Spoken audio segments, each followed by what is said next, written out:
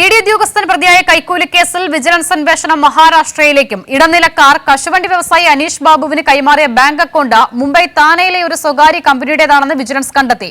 അതേസമയം enforcement directorate നടത്തുന്ന രാഷ്ട്രീയ വേട്ടയിലും ഉദ്യോഗസ്ഥ അഴിമതിയിലും പ്രതിഷേധിച്ച് ഡിവൈഎഫ്ഐ യുവജന മാർച്ച് നടത്തി.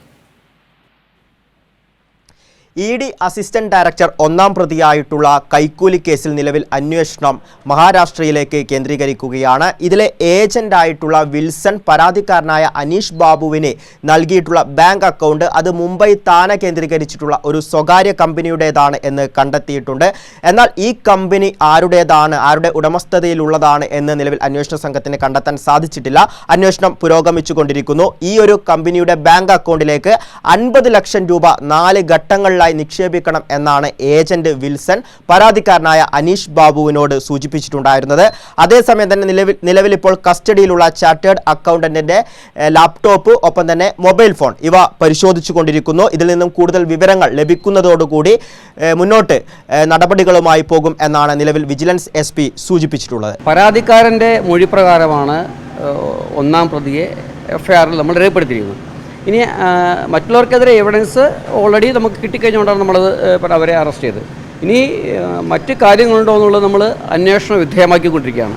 അന്വേഷണത്തിൻ്റെ ഫൈൻഡിങ്സ് അനുസരിച്ചാണ് നമ്മൾ മുൻപോട്ട് പോകുക. അതേസമയം തന്നെ ഇഡിയുടെ രാഷ്ട്രീയ വേട്ട ഒപ്പം തന്നെ ഇഡി ഉദ്യോഗസ്ഥരുടെ ഇത്തരത്തിലുള്ള അഴിമതി ഇതിനെതിരെ ഡിവൈഎഫ്ഐ എറണാകുളം ജില്ലാ കമ്മിറ്റിയുടെ നേതൃത്വത്തിൽ ഇഡി ഓഫീസിലേക്ക് മാർച്ച് നടത്തി. ഈ മാർച്ചിനെ പോലീസ് ബാരിക്കേഡ് ഉപയോഗിച്ച് തടയുകയും ഒപ്പം തന്നെ ജലപീരങ്കി ഉപയോഗിക്കുകയും ചെയ്തിട്ടുണ്ട്. അതിനുശേഷം നടന്ന പൊതുയോഗം ഡിവൈഎഫ്ഐ സംസ്ഥാന സെക്രട്ടറി VK സനോജ് ഉദ്ഘാടനം ചെയ്യുകയും ചെയ്തു. യഥാർത്ഥത്തിൽ രാജ്യം ഭരിക്കുന്ന BJPയുടെ വളർത്തുപട്ടികളായി രാജ്യത്തെ ഇഡി സംവിധാനം മാറി എന്നാണ് ഏറ്റവും വലിയ ഗതികേട്.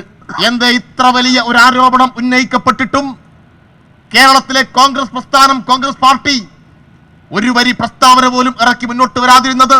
അപ്പൊ ഇഡി വേട്ടക്കിറങ്ങുമ്പോ മുന്നിൽ ചാടി വീഴുന്ന വേട്ടപ്പട്ടികളായിട്ട് കേരളത്തിലെ കോൺഗ്രസ് പാർട്ടി അധപ്പതിച്ചിരിക്കുന്നു എന്നാണ് നമുക്ക് കാണാൻ വേണ്ടി കഴിയുക. കസ്റ്റഡി കാലാവധി അവസാനിക്കുന്നതോടുകൂടി കസ്റ്റഡിയിലുള്ള പ്രതികളെ വ്യാഴാഴ്ച കോടതിയിൽ ഹാജരാക്കും.